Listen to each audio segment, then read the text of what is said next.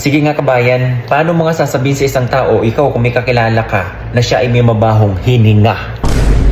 Sige nga. Friend ko naman to eh, diretsuin ko na. Alam mo friend, namumuro ka na. Nagiging delubyo o nagiging perwisyo kapag ikaw ay nagsasalita sa akin. O kaya sasabihin mo na lang diretsahan. Alam mo pre, alam mo mare, ganito ganyan.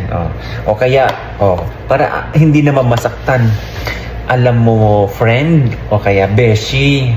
Diba? Paalala ko lang sa'yo ha. Ang pag-utot sa puwit, hindi po sa... Baka ma-offend naman yan. O kaya sasabihin mo, oy friend, alam mo ba kung bakit na-invento ang toothbrush? O kaya ang pinaka-the best, i-forward mo tong message o kaya itong video na ito, Caps. Kung nandyan sa kasama mo ngayon, nakatabi mo, lakasan mo ang volume. Pagdating sa usapan sa pagkakaroon ng mabahong hininga, Caps, marami po ang dapat i-consider dyan. Ngayon, disclaimer po ha, bakit nating pag-uusapan dito sa loob ng laboratory? Dahil may part po kami na nagtatrabaho dito para matukoy yan. Kasi kung iisipin mo, may amoy talaga ang iyong bibig o iyong hininga. Pwede yan kung ikaw meron kang sirang ngipin, may problema sa gilagid, ngalangala, dila, mga ganyan. Pwedeng maayos yan at malalaman mo yan talaga kung dyan galing yan. Ngayon, given na yan na umokay yan. Okay naman ang oral hygiene mo, okay naman ang, alam mo yun, lagi ka naman bumibisita sa dentista mo, mga ganyan, at nagtutoothbrush ka naman na maayos. Pero bakit pa rin andyan yung amoy ng iyong bibig o yung hininga? Cabs, may kinalaman na yan. Yung kalagayan mismo ng loob ng katawan mo. Dahil dalawa lang yan eh. Pwede kang tamad o pwedeng may karamdaman. Hindi ba tamad? Yung, siyempre, ayaw mo na yung, di ba?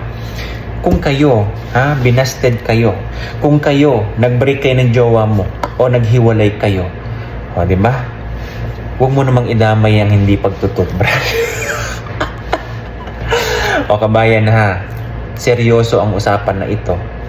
Baka ikaw na nanonood ngayon, akala mo mabango ang hininga mo, pero yung ibang tao nakakaamoy at hindi ikaw mismo. Tama yan. Kasi meron tinatawag na intolerance. Yung nakasanayan mo na amoy ng bibig mo na akala mo maganda ang amoy o mabango, pero hindi pala sa ibang tao. Halitosis kung tawagin, kabayan, yung hindi kaaya-ayang amoy ng bibig. Pwede yung manggaling sa loob. Dito na kami papasok, kabayan. Dito sa laboratory, alam nyo ba ang pinaka-dahilan ng pagkakaroon niya ng peptic ulcer, Cabs? O yung pagkakaroon ng sore dyan sa linings ng mga stomach nyo? Dahil yan sa tinatawag na Helicobacter pylori. Ano yan, sir? Isang klase ng bakterya. Ang pinakapangunahin talaga ay yung pagkakaroon mo nito sa sobrang amount nitong bakterya na kung tawagin na Helicobacter pylori.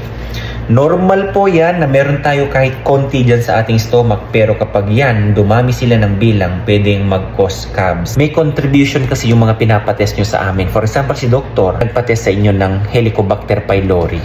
Depende kasi yan kung antigen, kuhanan ka ng dumi. Kung antibody, kuhanan ka ng dugo. At meron ding isang pang-test niyan kung positive ka, yung tinatawag na urea breath test. Okay, yung papainom sa yung pill, and then how many minutes may papabuga sa'yo. Ganyan, kung nag-react na yung Helicobacter pylori dun sa pinainom na urea, tapos ayun na. Sa akin kasi, Cabs, kung kayo, okay naman ang oral hygiene nyo, regular kayo sa dentista, ano pa ba ang pwede makapagbigay ng hindi kaaya-ayang amoy ng iyong bibig? Una, yung sasabihin ko na oral hygiene. Pangalawa, bisyo. Hindi po ba? Pangatlo, yung mga kinakain natin na matataas ang sulfur content, pwede din yan, pero temporary lang iyan, kabayan. Ang pinakadelikado dyan is yung kapag hindi natanggal-tanggal talaga yung amoy ng hininga mo, kailangan mo nang magpa-check up. Baka yan ay ikaw ay meron ng karamdaman. Kung ikaw ay diabetic, Cabs, hindi ba? Lagi nanunuyo ang bibig mo. Or kung ikaw meron kang problema sa bato, isa din yan. Hindi ba? Or kung ikaw may problema ka sa atay, pwede din yan na nakapag-contribute sa hindi kaaya-ayang amoy ng iyong bibig. So, ang pinaka-the best talaga dyan, Cabs, is magpa-check up. Okay? Magpa-check up. Hindi lang magpa-check up sa dentista po ha. Magpa-check up talaga sa medical doctor. Kung kayo pupunta kayo sa medical doctor, general practitioner, sino ba dapat ang pupuntahan? Si doktor na po ang bahala dyan na mag-refer kung kanino. For example, natukoy niya, may problema ito sa ganyan, punta ka sa nephro. May problema ito sa ganyan, punta ka sa gastroenterologist. May problema sa throat, punta ka sa ENT. Okay? May problema sa ganito, punta ka sa dentista. Hindi po ba? Kaya Cubs, kailangan alamin nyo. Dahil malaki po ang, alam nyo yun, kasi tingnan nyo ha, may pasyente ako kanina, kaya ko na-brought out itong topic or content na ito. Kinunang ko yung isang babae dyan. Dahil nga, okay lang naman daw sa kanya kasi open. Di nagbukas ng mukha ang lola mo. Ang ganda! Okay, ang ganda. Kasi dito, depende naman yan May mga local kasi dito talagang stricto. Yung takip na takip yan, kahit yung mata hindi nakikita. Pero siya, tinanggal niyang ganyan. Tinaas niya yan para makita niyo yung ano. Sabi ko, okay lang ba na ginaganyan mo kahit lalaki? Sabi niya, walang problema. Medyo open-minded naman kami. We studied in other countries. So, magaling naman sila mag-English, ganyan-ganyan. To make the story short, kabayan, nung nagsalita, naamoy ko ang amoy ng kanyang hininga. Alam niyo yun sa tipo na, kayo, di ba? Kapag ang isang tao sobrang gwapo at sobrang ganda, kapag nagsalita, di ba, parang delubyo o kaya perwisyo ang inaabot mo. Dahil nga, naamoy mo yan, sobrang ganda. Ano bang epekto niyan? Yung nawawalan ka ng confidence niyan, Cubs. Di ba? O kaya, kung meron kang ina-adore, meron kang crush, mga ganyan. Sige nga, sobrang ganda ng crush mo, pero nung nakausap mo, hindi ba yan ay nakaka-turn off sa mga teenager? Hindi ba? Kasi pang plus points din yan, Cubs. Yung sobrang bango ng hininga, ay Diyos mio, Marimar. Kung kayo talaga nakikita nyo yan sa inyong kalusugan, Cubs, kapag hindi tama ang inyong ginagawa, kinakain, iniinom, tama ba yan ang amount? Hindi ba? Oo, aminin ko, Cubs, sa akin lang. Hindi naman sa pag-ano ha.